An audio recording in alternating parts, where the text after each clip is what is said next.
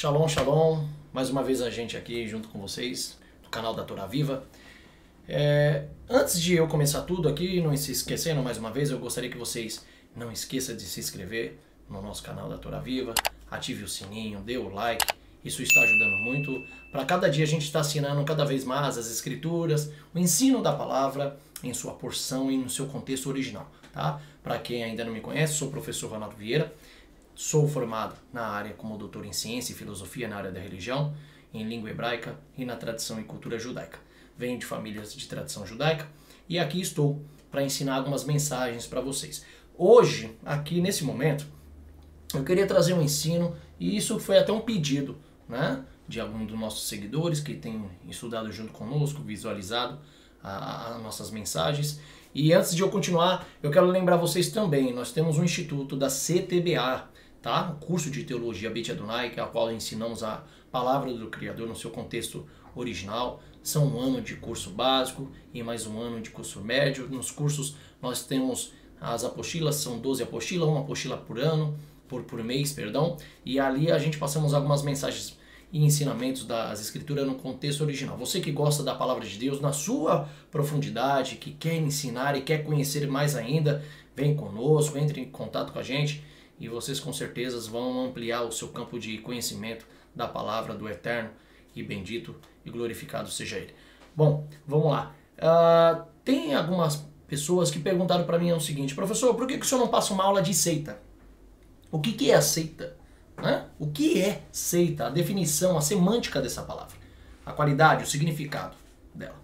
Então, a seita, nós vamos estudar hoje aqui na língua grega, o significado em grego, o significado em latim, né? No grego aireses, no latim que significa sectar, e no hebraico sar ou kitar, né? Que significa partido, né? Uma ideologia de uma classe, né? de um grupo que tem uma ideologia e que toma como parâmetro alguns a religião, outros tomam como parâmetro as escrituras.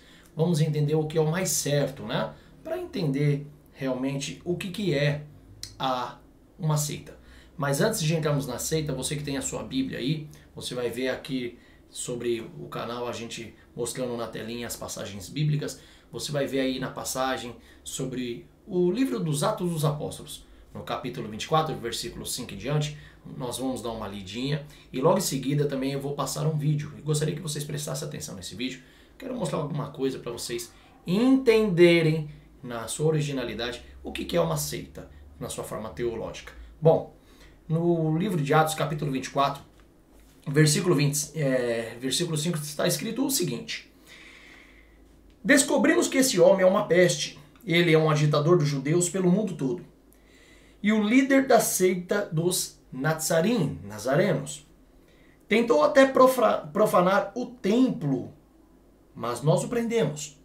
Ao questionar este homem pessoalmente, você poderá verificar todas as acusações que fazemos contra ele. Aqui é uma passagem falando de Paulo nas cidades da Grécia, a qual ele estava propagando e pregando as escrituras, a Bessorá no hebraico, as boas novas, falando do evangelho, né, sobre as boas novas de Yeshua, Jesus, quando ele aparece e se manifesta ali em Israel. E depois, logo em seguida, nós sabemos a história de Paulo, como era um grande perseguidor, e em seguida o Senhor, nosso Salvador, Yeshua, se apresenta, aparece a ele e diz: Paulo vai ser um vaso em minha mão, e dali em diante o perseguidor sofre as perseguições, e ele vai se deparar agora com grandes filósofos, pessoas que eram fundadas em filosofia na Grécia. A Grécia é a escola, né? A escola de Pitágoras, né? Escolas de reformadores e formadores de ideologias, instruções e ensinos, né? Esses eram os gregos. Agora você imagina Paulo, era inteligente, mas imagina Paulo ali tentando trazer um ensino, convencimento, sem fazer ajuntamento de grupos ou partidarismo, mas somente declarando o que ele sabe, o que ele veio, o que ele viu e o que ele conhece desde o princípio, que é a Torá, a palavra do Criador, ensinada, manifesta através de Yeshua àquele povo grego, para que se convertesse ao Deus de Israel, crendo e sendo batizado através de Yeshua, Jesus Cristo. tem uma parte no versículo 14 que diz assim, Paulo dizendo, entretanto, isto eu admito, adoro o Deus de nossos pais de acordo com o caminho, ao qual eles chamam de seita. Vou repetir. Versículo 14, Paulo diz, entretanto, isto eu admito, adoro o Deus de nossos pais de acordo com o caminho, ao qual eles quem? Os gregos, chamam de seita, pois continua a crer em todas as coisas de acordo com a Torá, de acordo com a lei. Paulo dizendo isso. E todos os escritos e os profetas. Paulo está falando da Tanakh. Torá, escritos, profetas. Torá, Nevim, profetas, Ketubim, escritos. Ele está falando da Tanakh. É o livro bíblico, é a Bíblia. Só que chamamos de Tanakh, que é o original. É um acróstico de TNK. Tanakh é o Antigo Testamento, é todas as escrituras de Gênesis a Malaquias. Paulo, ele diz com todas as palavras, dizendo o seguinte, continua a crer em todas as coisas de acordo com a Torá, de acordo com os escritos e os profetas. Né? Já mostra que Paulo não era contra a Torá, como dizem, né? Mas tudo bem. Vamos lá. Aqui ele está falando sobre seita. Aqueles que estavam falando que Paulo era líder de uma seita, chamada Seita dos Nazarenos. E o que é uma seita, professor? Naquela época existia a seita dos fariseus, saduceus, essênios, né? E também dos nazarenos. E o que é a sua palavra seita na sua etimologia, na sua semântica? Alguns tomam a palavra seita como uma palavra pesada. Dizem que a seita é um nome que se origina e se deriva para uma religião contra as escrituras. Mas será que é isso? Será que a palavra seita significa realmente isso? Pois bem, nós vemos o seguinte, uma coisa bem interessante. A palavra seita, a palavra seita no latim, ela significa sectai. Sectai significa seccionar, dividir, sectar. Ou seja, de uma forma geral, é um conceito complexo, né, mas utilizado para grupos que professem doutrinas, ideologia, sistema filosófico, religiosos, políticos e divergente da correspondente doutrina ou sistema dominante. Então o termo seita é usado amplamente e é aplicado a grupos que seguem um líder vivo que promove doutrinas e práticas novas e talvez não ortodoxas. Ortodoxo quer dizer conservados, ortodoxia, conservadores. Então, estavam dizendo que Paulo, ele era da seita dos nazarenos, que estava propagando, e ali em Israel tinha alguns judeus que estavam a favor junto com os gregos para poder prenderem a Paulo, e a palavra de Deus, quando ela é pregada na verdade no original, é isso que acontece, né? O inimigo sempre realmente levanta-se dessa forma. Mas diziam que ele era o líder da seita dos nazarenos e que ele estava querendo propagar religião, propagar um ensino não conservador. Só que Paulo, ele refuta isso, ele debate isso. E o que é a palavra seita, irmão? Seita, no grego, aireses, latim sectai, no hebraico kitar, quer dizer um partido, um grupo, uma classe de pessoas que ensina sobre um conceito, uma ideologia, de um conservacionismo, de uma tradição. Então, na verdade, a palavra seita, no seu termo original, não tem nada a ver com uma coisa ruim. E alguns colocam vídeos fazendo ensino sobre seitas e heresias. Então, seita é uma coisa ruim? Quando nós tomamos a palavra na sua etimologia, no seu contexto, quer dizer sobre grupo, classe de ideologia. Agora, quando falamos de seitas religiosas, temos que tomar algo como parâmetro para equiparar se ela é uma seita ou não. E o que se toma hoje em dia na teologia, o que é uma seita religiosa na teologia, eles tomam como parâmetro o cristianismo. Como cristianismo como um parâmetro. E por que eu estou falando isso? Porque nós sabemos que desde o primeiro século, desde o ano 70 depois de Cristo, até o ano 90, onde o último Marte, o último discípulo João, Yohanan, morre na ilha de Patmos, dali em diante, em Roma, começa a crescer a palavra do Criador de uma forma grande, assustadora, porém, começando de uma forma romanizada. Dali em diante, o cristianismo se torna a religião dominante, até aos dias de hoje, como é e como são. Seja o cristianismo católico, ou seja o cristianismo protestante. Ele é a religião única, ou seja, a religião dominante. Então, quando você pergunta o que é uma seita, como muitos querem saber, o que é uma seita religiosa, como a gente sabe o que é uma seita, eles querem usar uma seita como, por exemplo, a religião judaica, do judaísmo, a religião do espiritismo, qualquer outro tipo de religião, como parâmetro, tendo o cristianismo, a ideologia e o entendimento teológico do cristianismo como comparação para saber se as outras são seitas ou não. Ou seja, quando uma classe, um grupo, um partido não segue as doutrinas e os ensinos segundo é ensinado pelo cristianismo, então pelos cristãos, o cristianismo, aquilo é chamado de seita. Povo que não segue a sua doutrina da forma que ela é. Mas a pergunta é, podemos tomar como parâmetro a igreja ou o cristianismo como parâmetro para distinguir se as outras são seita ou não. Mas será que as nossas igrejas, será que o cristianismo também não faz parte de uma seita? Será que se o cristianismo é tomado como a religião dominante, como parâmetro para medir se as outras são seita, então o que o cristianismo toma como parâmetro para se mostrar se é seita ou não?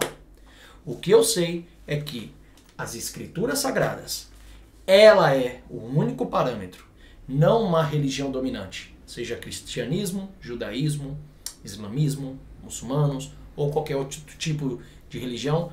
O que te torna, o que te mostra, o que é um parâmetro para realmente uma seita ou não, é as escrituras. Se dentro das escrituras você segue na sua forma espiritual e literal o que está escrito, praticando como Deus ordenou, então você não segue uma seita. Você segue a palavra do Criador. Você segue aquilo que é inspirado, 66 livros escritos por homens, que ali, inspirados pelo Espírito do Criador, escreveram umas mensagens, tornaram vivas e eficazes, trazendo aquilo que Deus o ordenou. 70 tradutores, como nós sabemos, que é a Septuaginta e a Vulgata. Só que eu vi alguns vídeos, uns vídeos interessantes, algumas pessoas falando que é seita, falando que as seitas são aquelas que distorcem a doutrina da palavra de Deus, que não tomam Jesus como Senhor e como Deus e tal coisa, não tomando as escrituras como parâmetro, tomando no conceito sobre a divindade de Cristo. Eles usaram como parâmetro a divindade de Yeshua, de Jesus, ou, vamos ser mais sinceros, a trindade. O parâmetro do ensino de alguns, para saber o que é seita ou não, é a trindade. A divindade de Cristo, para saber o que é seita ou não de outras religiões. Que, na minha opinião, humilde opinião, não tem nada a ver com isso. Não temos como tomar parâmetro o que é seita ou não através de uma divindade ou de uma interpretação religiosa do cristianismo ou de quem acredita na trindade como parâmetro para dizer se existe uma seita ou não. Não tem como saber disso. Só temos como saber dentro das escrituras. As escrituras que vai ensinar você realmente o que é a seita ou não. Então tá, não esqueça. A palavra seita, sectário no latim, aireses no grego, siktar ou sar no hebraico, quer dizer um grupo, uma classe com uma ideologia e filosofia.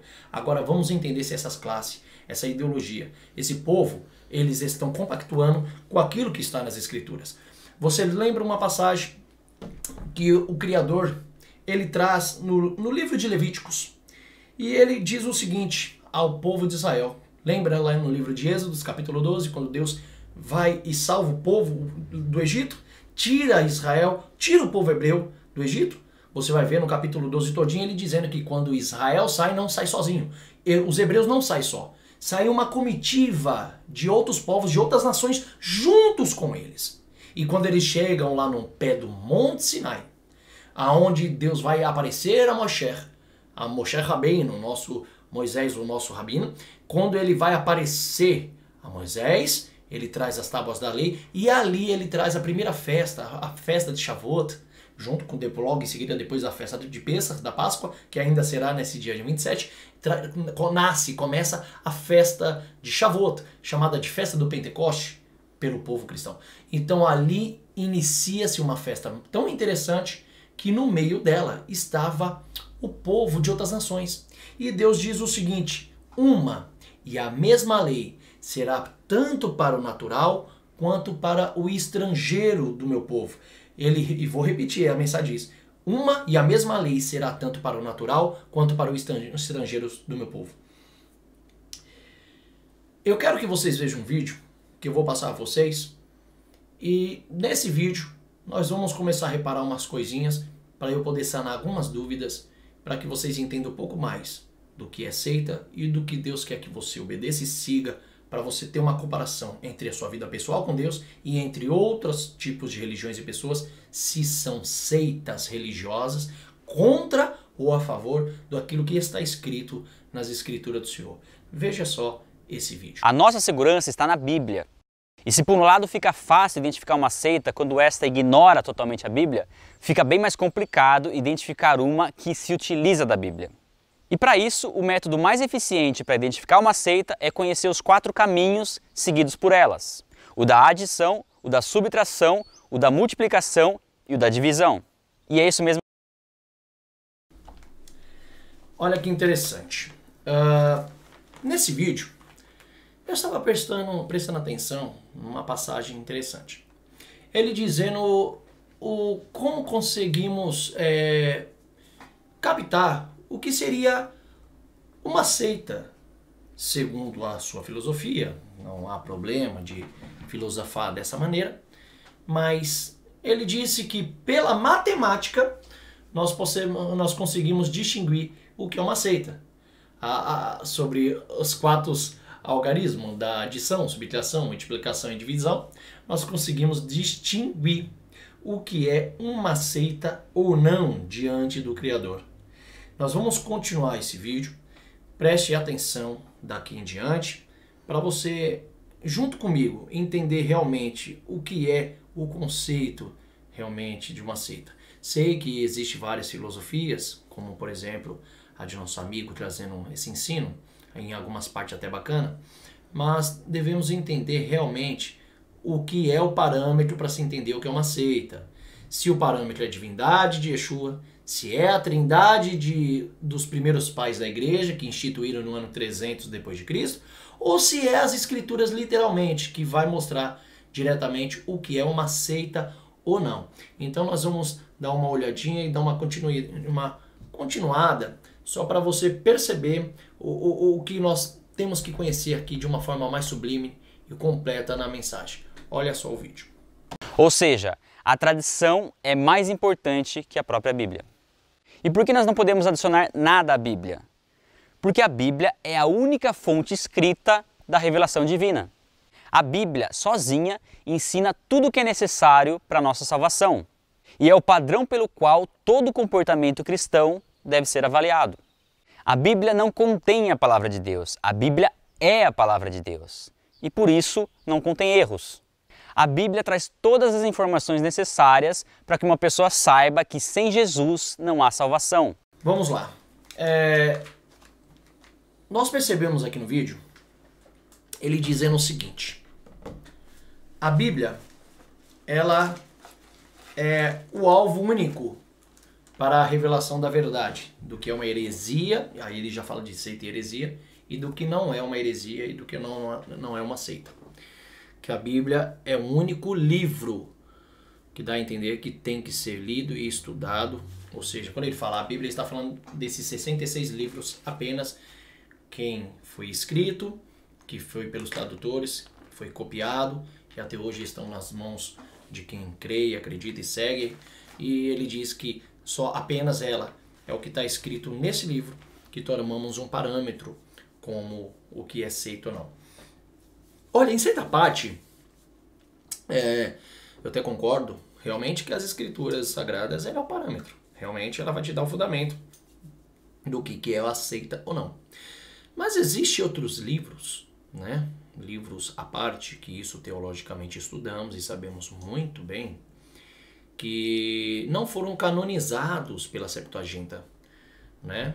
Tanto a Septuaginta quanto a Vulgata. E depois da Vulgata em diante é onde começou a ser copiado e compilado as outras Bíblias, né? Bíblia King James, a revista atualizada e corrigida da Almeida e tudo mais. Mas a questão é, se nós lemos algumas partes da Bíblia, né? Como por exemplo Paulo, em que ele fala de uma pedra, né? A pedra que o seguiam, né? A pedra angular, né? Que ele fala no livro de Coríntios, a pedra que o seguiam. E nessa passagem, quando Paulo fala sobre essa mensagem da história do povo de Israel, em 1 Coríntios, no capítulo 10, de versículo 4, você vai ler essa passagem comigo interessante. Ele diz assim, ó, no versículo 4: E todos beberam da mesma bebida espiritual, porque tinham a sede saciada pela rocha espiritual que os seguiam, que acompanhavam. E essa rocha era Cristo. Escutem isso que eu vou te dizer. 1 Coríntios capítulo 10, versículo 4, Paulo fala que existia uma rocha, né, que todos beberam da mesma bebida espiritual porque tinham sede saciada pela rocha espiritual que os acompanhava, e essa rocha era Cristo. Ele fez uma alusão, ele fez uma figuração entre Cristo e a pedra que mata a sede. Realmente Jesus disse, quem tem sede vem a mim beba.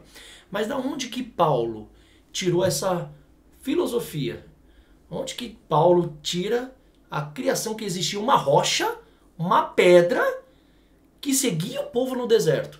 Está escrito isso em Êxodo ou no livro de Números, que existia uma rocha que seguia o povo. Lembra a rocha que Deus pede para que Moisés só tocasse e ele acaba ferindo? Você lembra? Pois bem, ele diz que essa pedra seguia eles, que ela caminhava junto com eles. Mas da onde que Paulo tirou essa concepção? Em qual outra parte da Bíblia, de Gênesis a Apocalipse, você acha essa passagem? Vou te responder, nenhuma. Em nenhuma passagem daqui que está escrito. Mas está isso num livro apócrifo. Isso está no livro de Macabeus. Você vai estudar no livro que é não canonizado pelos 70 tradutores, que é os livros apócrifos, que existe até mesmo na Bíblia Católica.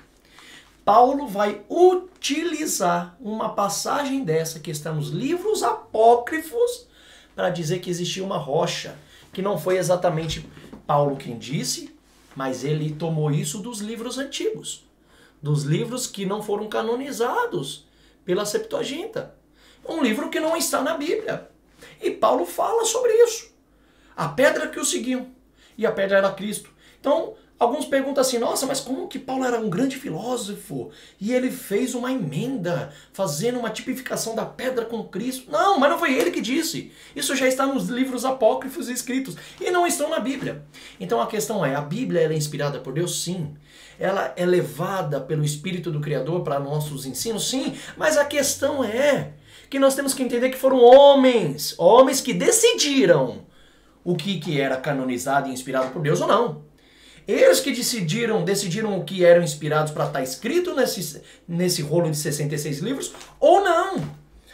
E os outros livros, e eu vou dizer uma coisa ainda mais, e no próximo vídeo eu vou ensinar isso para vocês. Yeshua também usou passagens que são bíblicas, mas não estão na Bíblia. Estão em outros livros apócrifos, que segundo a Septuaginta não são inspiradas.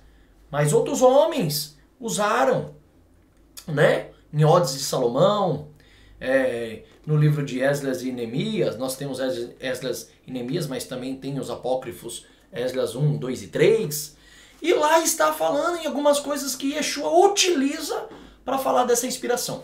Então, a questão é, como que nós conseguimos tomar como parâmetro o que é seita só utilizando da crença daquilo que o cristianismo acredita? Não posso. Eu não posso tomar como parâmetro o que é seita através de uma outra religião dominante.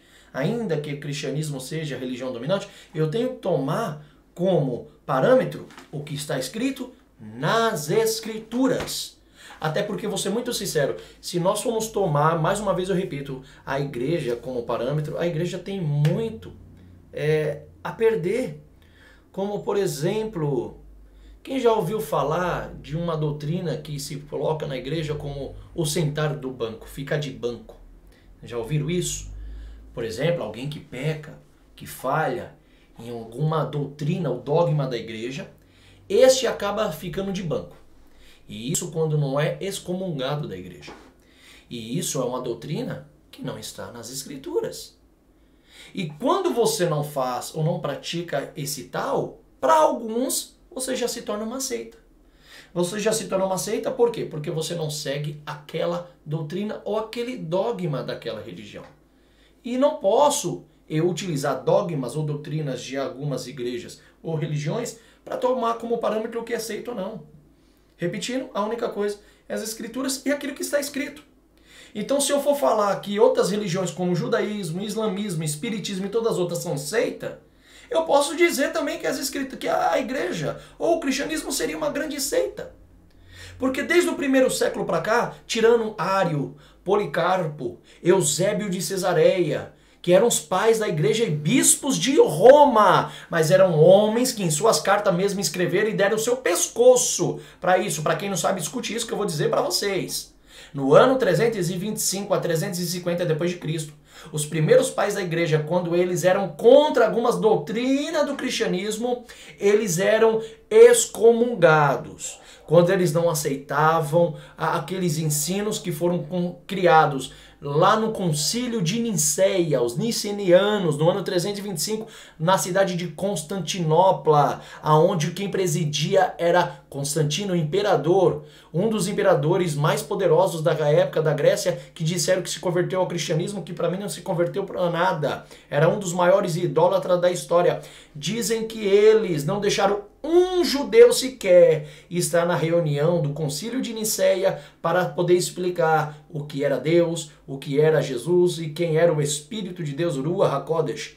Eles não tinha um judeu para explicar isso. Os pais de Roma dominaram os manuscritos, tomaram, roubaram como hereges e disseram: nós daremos a nossa palavra, nós diremos, nós explicaremos e traremos o nosso conceito de quem é Deus, de quem é Jesus e de quem é o Espírito Santo e da onde criou o conceito da Trindade, que eu não vou falar isso agora. Mas eles, nesse ano 325, é que trouxe o conceito sobre a Trindade. A Trindade não é uma coisa antiga que disseram que começou lá em Gênesis, porque no tempo de Gênesis, em 1450 a.C., não se nunca ouviu falar de Trindade. A Trindade começou no ano 300 para cá. É para cá que começou essa época da Trindade, o costume trinitariano. E de lá para cá se tomou os dogmas e os ensinos da igreja e quem não seguia eram seitas. E seita, na palavra deles, não é seita de grupo, é seita de pessoas heréticas, abandonadores daquilo que é conservado, do conservacionismo. E o que é conservacionismo para a igreja? O que eu posso dizer que é conservador? Porque a verdadeira mesma palavra do que é conservado é a Torá, é as Escrituras, é a lei de Deus, é os ensinos. Você quer ver uma coisa? Vou colocar aqui na telinha. Levíticos capítulo 24, versículo 22. Deus disse: uma e a mesma lei será tanto para os estrangeiros como para o natural do meu povo. Então, tanto Israel como os estrangeiros que viessem a adorar e servir a Deus tinham que seguir segundo o seu parâmetro. Quem não seguisse, aí sim, por Deus era eliminado, executado ou expulso. A igreja fez uma coisa pior. A igreja, ela dizia: quem não seguir o que os pais da igreja ensinou é seita, seja expulso, como Policarpo foi expulso, Eusébio de Cesareia, Ário também foi expulso. E vou te dizer uma coisa a mais: se alguém fizesse algum livro, ou algum estudo, ou alguma obra que era contrária aos ensinos da igreja, ele era morto. Aí eu te pergunto, o que será que é seita? Será que todas as religiões são seita e o cristianismo não é uma seita? É isso que é a pergunta. Se nós formos falar o que é seita religiosa, é isso que a gente tem que saber realmente o que é uma seita. A seita na sua classe, na sua classe gramatical, não tem nada a ver com algo ruim. A palavra seita, em certa parte, é coisa boa. É uma classe, é um grupo que debate uma ideologia, como tinha a seita, por exemplo, dos nazarenos. Atos capítulo 24, versículo 5, que acabamos de ler, dizendo que Paulo era o líder da seita dos nazarenos. Tudo porque ele acreditava na ressurreição, que Jesus era o Filho de Deus, representando um 100% Deus a nós. Então ele era Deus, 100% Deus, porque representava o Pai. O conceito de representatividade na língua judaica, na tradição judaica, existe o conceito de representatividade, de você personificar aquilo que até mesmo é inanimado. Então, quando nós falamos de Yeshua, nós estamos falando não de Deus encarnado.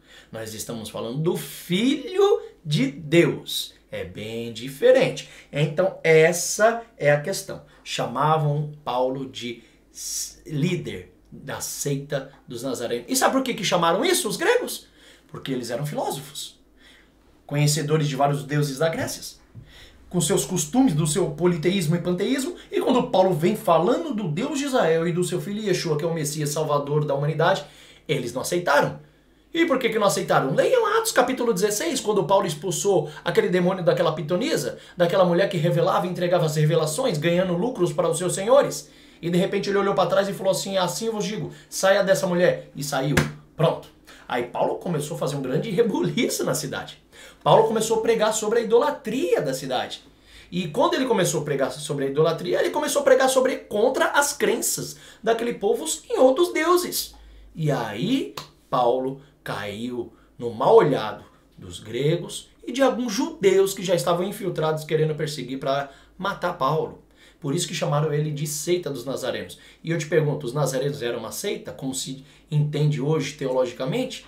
Paulo era de alguma seita? Paulo era algo ruim? Paulo pregava uma doutrina antibíblica? Paulo pregava algo contra as escrituras do que já vinha falando desde a Torá? Desde as leis dos profetas e dos escritos? Não. Paulo falava de um único Deus, de uma única lei, uma única salvação, uma única fé. Paulo lembrou de Deuteronômio capítulo 6, versículo 4, Shemar Israel Adonai Elohen Adonai Echad. Jesus usou esse tema em Marcos capítulo 12. Leiam aqui, que interessante, eu deixei até gravadinho aqui marcado. Marcos capítulo 12, versículo 28. Um dos mestres da Torá se aproximou e ouviu o debate de Jesus contra os saduceus e fez os saduceus calarem a boca. De repente, notando que Jesus lhe deu uma boa resposta, os fariseus fez uma pergunta dizendo, mestre, qual é a mitzvah mais importante? Qual é o mandamento mais importante? Sabe qual foi a resposta de Jesus? Leia comigo aí no versículo 29. A resposta foi, chamar Israel Adonai Elohen Adonai Echad. Ouve, ó Israel, o Senhor nosso Deus, o Senhor é um. Jesus disse isso, ele não está falando eu sou Deus, eu sou um com o Pai, não. Ele não está falando de trindade nem nada ali, não. Ele está dizendo que o Pai é um, o Criador é único, ele é um. E você, falou para o fariseu, deve amar Adonai, o seu Deus, de todo o coração, de toda a alma e de todo o entendimento. Deuteronômio capítulo 6, versículo 5. Olha que Jesus, interessante. Jesus usou, irmãos, Jesus usou Deuteronômios, o livro, o quinto livro da lei, da Torá, capítulo 6, versículo 4 e 5, dizendo que Deus é único acima de todos e que deve amar Ele sobre todas essas coisas e amar o próximo a ti mesmo. Deuteronômio capítulo 6. Jesus foi para cima desse fariseu e sabe o que está escrito aqui? Que os fariseus, quando recebeu essa resposta, se calaram.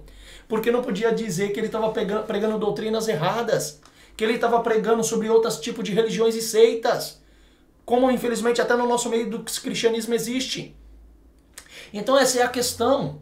Será que eu posso usar só as escrituras também então? Só o que está escrito aqui é o que eu vou usar como parâmetro para o meu conhecimento, como Pedro dizia em 1 Pedro? Capítulo 3, versículo 16, crescer na graça e no conhecimento? Será que eu vou ter que usar só o que está escrito aqui para crescer na graça e no conhecimento? Porque graça nós já recebemos de Cristo. Mas e o conhecimento? Agora uma coisa interessante. Alguns dizem que a graça é o único parâmetro e a única coisa que já temos para ser salvo. Que independente do que for feito, não existe mais nada. Tiago diz que toda fé sem obra é morta. E aí dizem que não precisa haver obra nenhuma após a morte de Jesus em diante. Não precisa ter mais obra, se esforçar para nada, porque você já é salvo. Então, dependente do que fizer, é só orar, pedir perdão e já está perdoado. Será que é isso mesmo? É outra coisa que eu gostaria que vocês ouvissem e assistissem agora nesse momento, nesse vídeo, que eu quero que vocês observem. Dê uma olhadinha. O segundo caminho seguido pelas seitas é o da subtração. O grupo subtrai algo da pessoa de Jesus. Alguns grupos veem Jesus simplesmente como um homem bom que morreu como prova de amor. Outros veem Jesus como um grande profeta ou apenas mais um fundador de religião. Outros veem Jesus como um médium ou como um espírito evoluído. E os mais sutis e, consequentemente, os mais perigosos são os pseudo-cristãos, que subtraem algo da natureza de Jesus. Tanto da natureza humana, dizendo que ele nunca teve um corpo como o nosso, como principalmente da natureza divina. Muitas vezes dizendo que Jesus é um ser criado, ou que é um anjo, ou um Deus inferior. E por que faz tanta diferença você saber exatamente quem é Jesus? Porque a Bíblia diz que Jesus é Deus. E para você que ainda não entende isso, nós temos um vídeo no canal que deixa isso bem claro. Sendo assim, não dá para comparar Jesus com outros seres humanos ou mitológicos, nem mesmo com anjos. A Bíblia atesta a autêntica divindade de Cristo, onisciência, onipotência, onipresença e eternidade. E também a autêntica humanidade de Jesus, pois ele nasceu como homem, cresceu como homem, teve sede, fome, comeu, dormiu e etc. Nossa salvação é realizada unicamente pela obra redentora do Jesus Cristo histórico. O Deus Filho se fez carne e se tornou em tudo semelhante a... Escute só. Ele usa como referência, você vê na imagem aparecendo o Evangelho de João capítulo 1, versículo 1, João 14, Hebreus 2, 17, e dizer que Yeshua é Deus, é o próprio Deus. Isso, como eu acabei de dizer, ele está usando a divindade de Cristo e a Trindade como base para a explicação do que é uma seita, porque aqueles que não crerem na Trindade ou aqueles que não crerem na divindade de Jesus como o próprio Deus encarnado ou Deus da Trindade na mesma essência, todos três diferentes, mas ao mesmo tempo iguais. Então ele diz que aqueles que não creem nisso são seituosos, são de religião de seita. Então ele toma como parâmetro, já não é as escrituras em si, literal. Ele usa como doutrina do cristianismo a divindade de Yeshua, como eu disse, e a Trindade como base do que é seita. Mas só vamos continuar mais um pouquinho o vídeo, presta mais atenção para a gente continuar e eu já vou terminar esse vídeo aqui. O seguido pelas seitas é o da multiplicação. Eles ensinam que crer em Jesus é importante, mas não é tudo. Eles multiplicam as formas pelas quais as pessoas podem ser salvas. Para as seitas, a salvação não é pela graça, por meio da fé. Elas pregam a salvação por obras. Algumas ensinam que Jesus simplesmente abriu o caminho e que o resto agora é com o homem. Que nós temos que trabalhar arduamente a fim de conquistar nossa própria salvação. Outras pregam que a vida eterna só será concedida àqueles que guardarem a lei, ou seja, aos que obedecerem os mandamentos estabelecidos no Antigo Testamento. Algumas seitas negam a existência... Ok, olha, bom, nessa parte do vídeo é uma parte que eu gostaria de chegar muito importante, né? Vocês acabaram de ouvir ele dizendo o seguinte. Ele disse que a outra forma de reconhecer uma seita é a forma da multiplicação. Quando as pessoas multiplicam aquilo que já não é necessário. Ou seja, de que para ser salvo não é só pela fé, é também por obras. E depois dizem que algumas seitas, ele ainda diz seita, que algumas seitas vão querer usar como base de que para você ser salvo você tem que fazer algum esforço, você tem que se esforçar, além do sangue da morte e ressurreição de Jesus, tem que se esforçar que pelos seus próprios esforços ou através da obediência à lei e os mandamentos, vocês serão também salvos. Porém, ele está dizendo de uma forma antagônica. Ele está falando ao contrário, né? Não é uma forma de defendendo. É contra a defesa. Ele está dizendo que não é necessário você ter obras, apenas fé para ser salvo. Não é necessário você se esforçar para entrar no reino, porque esse esforço Jesus já fez. Não é necessário obedecer leis e nem guardar mandamentos, porque a salvação é um dom gratuito. Então é assim que ele quis dizer perfeitamente. Quem vê o vídeo ouve e entendeu isso. Mateus, a passagem de Mateus capítulo 5, versículo 17, que Yeshua diz o seguinte: não penses que eu vim anular a lei. Ele diz isso. Não, de maneira nenhuma. Eu não vim anular a lei. Eu vim para cumprir a lei. E a questão é, o que significa a palavra cumprir? Yeshua disse, eu não vim para anular. Eu vim para cumprir. Cumprir não é terminar no hebraico. A palavra cumprir eu vim também para obedecer. No grego, na língua grega, plerosai, ou pleu, significa tornar abundante, tornar pleno. Preste bem atenção nisso que eu estou passando para você. A palavra plerosai é uma palavra grega que vem da raiz plerou, que significa preencher. Preencher, completar, concluir e etc. Ou seja, Yeshua no grego, então se for no grego, usar o evangelho no grego, como foi escrito pelo grego, na língua grega, né? No manuscrito está escrito o seguinte, eu não vim para anular, eu vim para preencher, para completar, para tornar pleno. Então ele não diz que anulou a lei, ele diz para tornar pleno. No hebraico significa bitel ou shilen. Sabe o que significa a palavra anular no hebraico? A palavra anular significa bitel, ou seja, cancelar, revogar. Então ele diz assim, eu não vim para anular, para cancelar. Eu vim para tornar pleno, shilen, chamar, ou seja, guardar, observar, proteger, realizar. Então o próprio Yeshua disse o seguinte, eu não vim para anular ali, eu vim para tornar plena, para que obedeçam, assim como eu obedeço.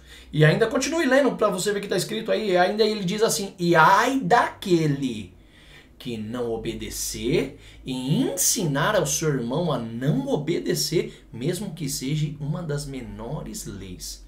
Pode ser a menor que for, se mesmo que a lei seja a menorzinha, a mais simples, e Yeshua está dizendo, obedeça, desde as mais simples até as mais grandes e poderosas.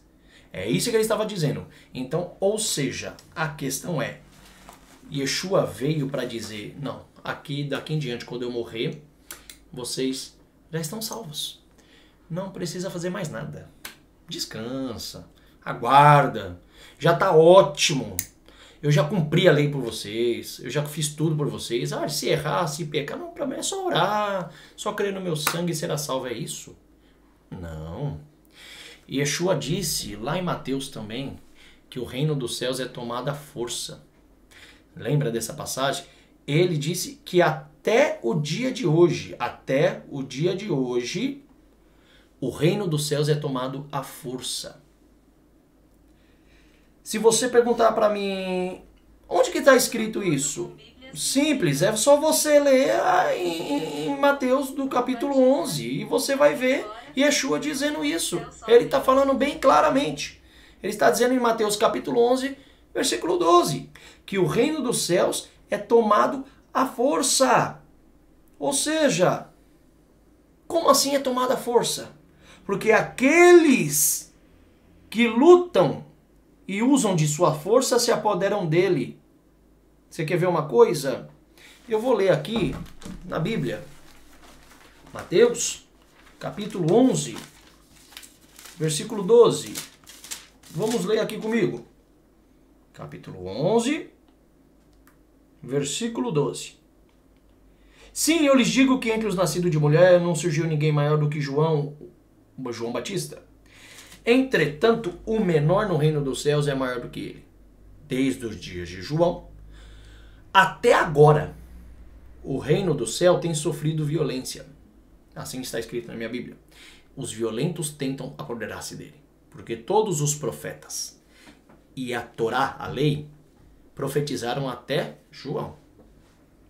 E se vocês quiserem aceitar, ele é Elias, cuja vinda foi predita. Se vocês têm ouvido, ouçam.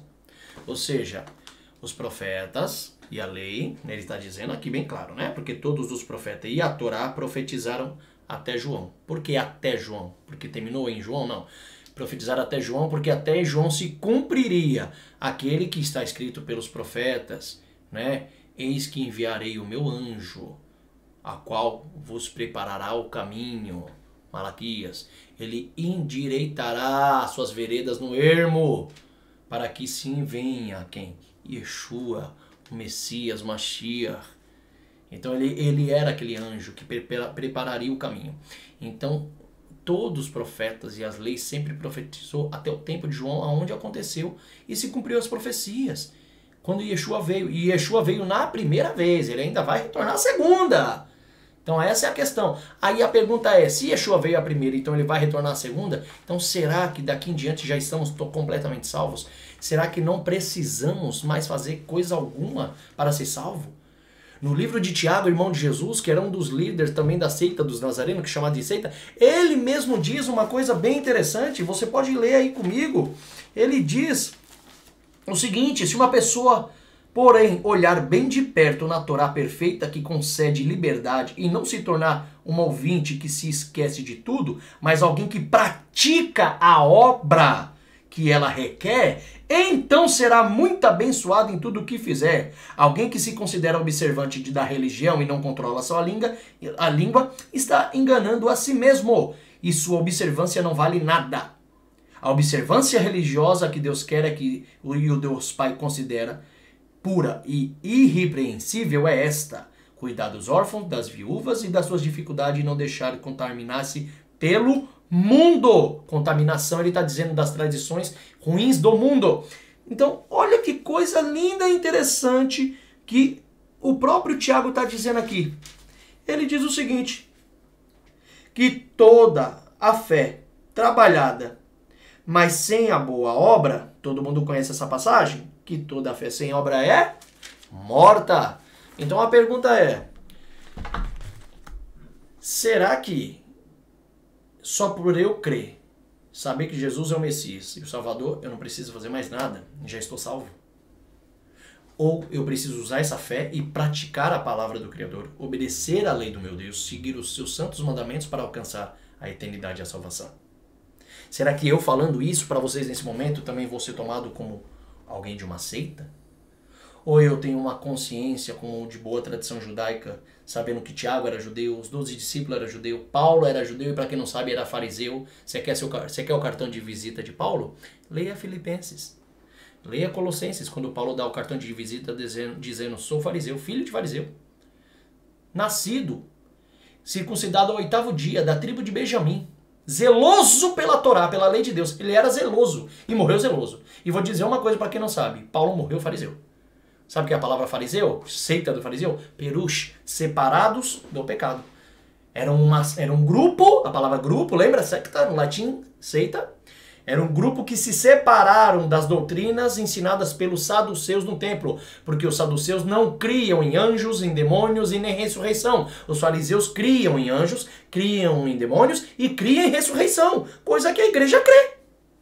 Então, querendo no fundo, a igreja é um pouquinho de fariseu.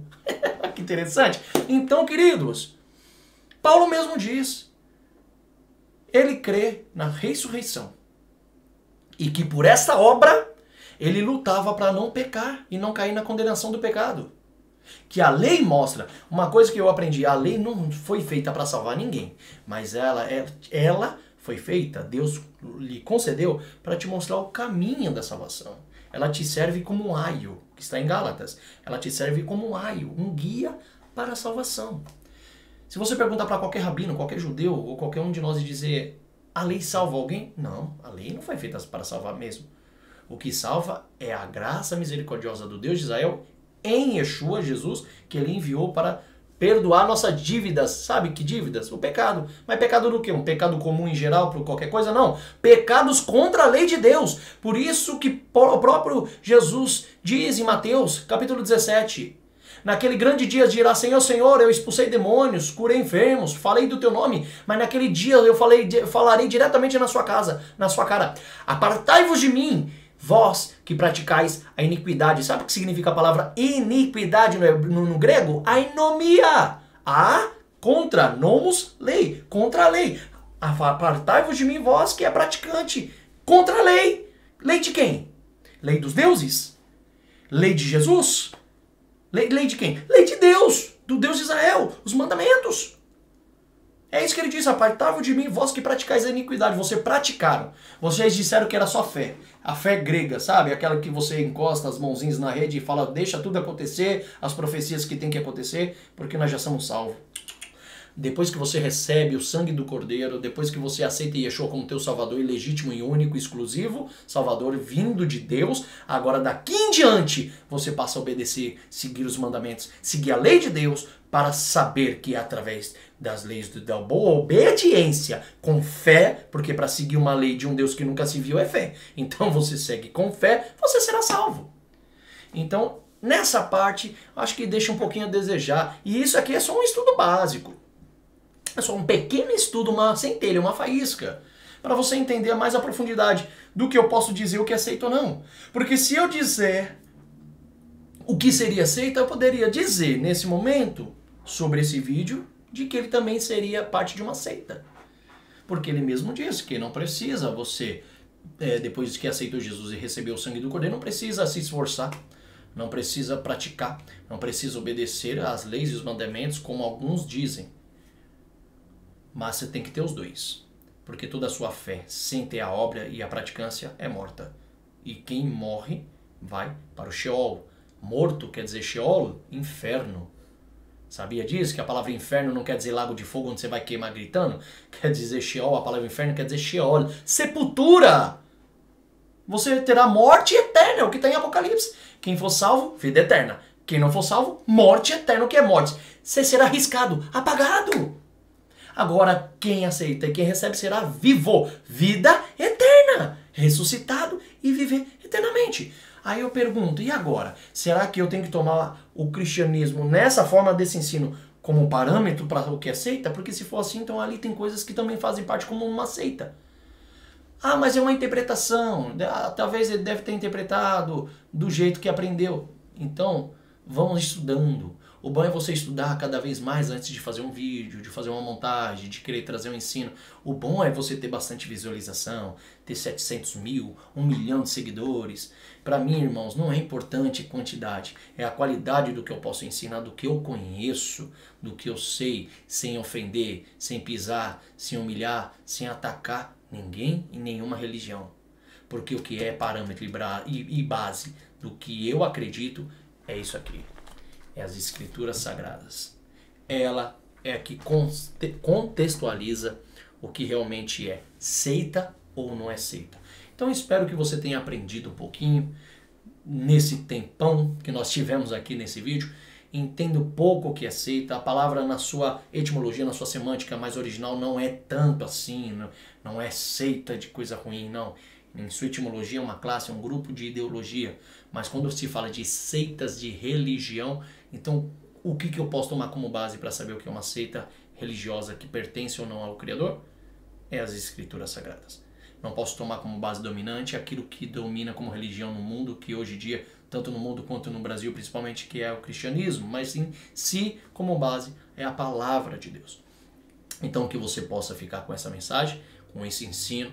Não se esqueça, pode fazer os seus comentários, pode fazer as suas perguntas. Nós vamos nos próximos vídeos respondendo, sanando as outras dúvidas. e que assim você cresça na graça e no conhecimento do Senhor, ampliando a sua sabedoria, ampliando a palavra de Deus em seu coração e em sua mente, para conhecer a cada vez mais a palavra de Deus e as suas sagradas escrituras, ok? Então fica aí, não se esqueça, curta, tá bom? Curta a nossa página aí no nosso YouTube, no nosso canal Torá Viva, inscreva-se, compartilhe, ative o sininho para que você receba os próximos vídeos que lançaremos e assim você seja abençoado e uma boa vrachá, uma boa berachá do Criador, uma bênção possa descer sobre a sua vida, tá bom? Que o Eterno te abençoe e guarde, resplandeça o rosto sobre ti, tenha misericórdia de ti, que o Senhor sobre ti levante o seu rosto e conceda a paz para vocês. Shalom, shalom,